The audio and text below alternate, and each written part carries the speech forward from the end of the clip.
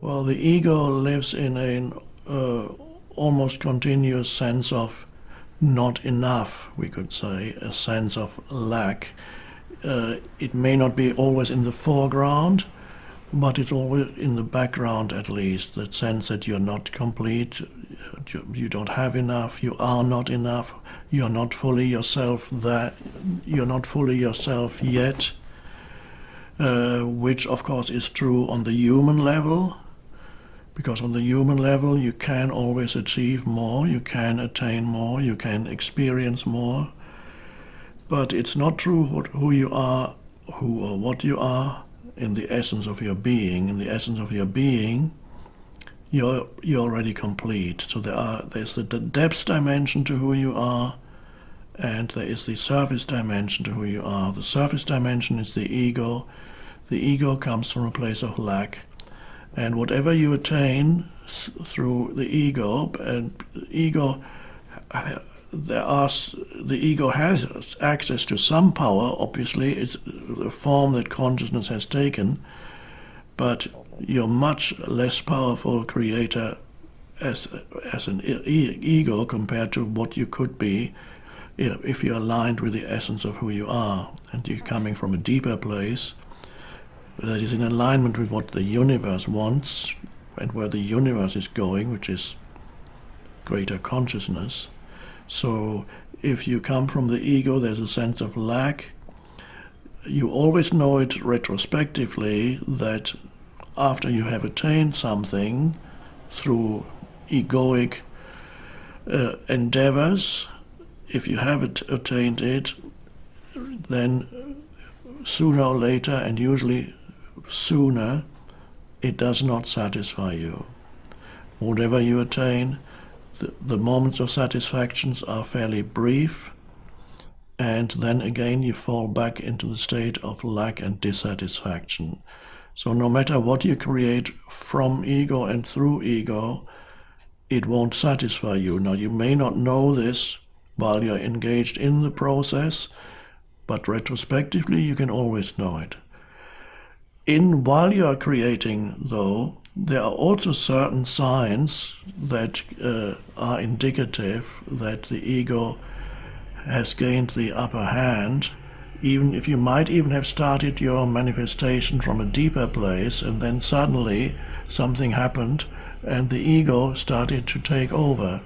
And so, for example, a good sign is that when you no longer enjoy what you're doing, you're engaged in a creative process, you're active, you believe that you can achieve it, but a time comes when you suddenly realize you don't enjoy the work anymore.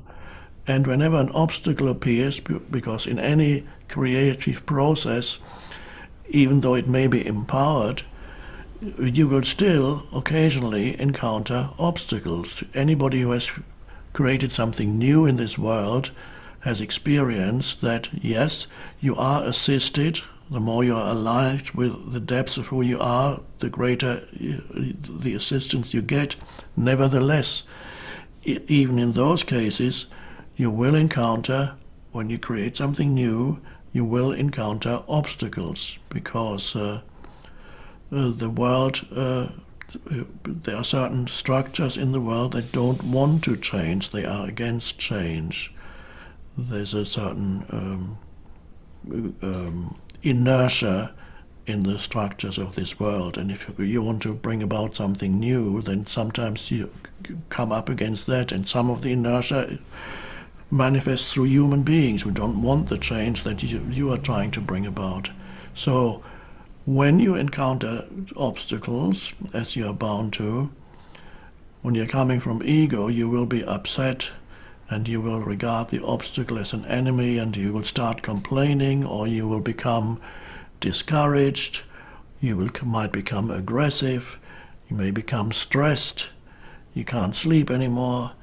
So you're finding the obstacles create a dysfunctional state within you, and then your entire work, it becomes a source of stress for you, And when stress arises, it means the ego is there and is interfering, even if your initial attention might have been very good. You say, "What, for example, I want to create a great spiritual center where people come to and learn to be more conscious." Now, what could be better than that?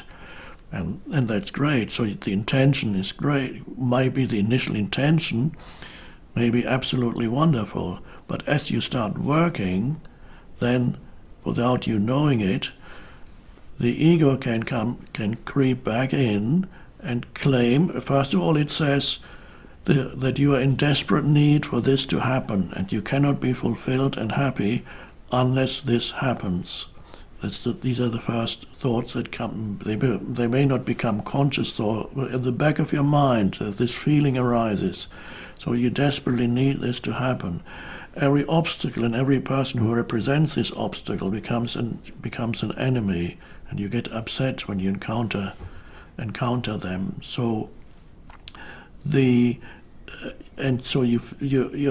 without you knowing it, you fall back. If you fall into a state of lack, of neediness, of not enough, of the place you want to get to, the aim, the intention, becomes so important to you, where you need to get to, the end result that you want to achieve becomes so important to you that you neglect the primary importance of the present moment and your state of consciousness in the present moment. So instead of focusing on the step you're taking at this moment and giving your utmost attention to what you're doing now, and if you do that, you'll actually enjoy what you're doing. Instead of that, you're excessively focused on the desired outcome, and the present moment is no more than an inferior moment towards this imagined future moment. So these are all egoic patterns that you fall back into, and that is why it can become very frustrating. A good intention is not enough. You need to be conscious throughout the creative process, because the ego can creep back in during the creative process without you knowing it. It's a very subtle thing. You need to be really alert. But that's how it is.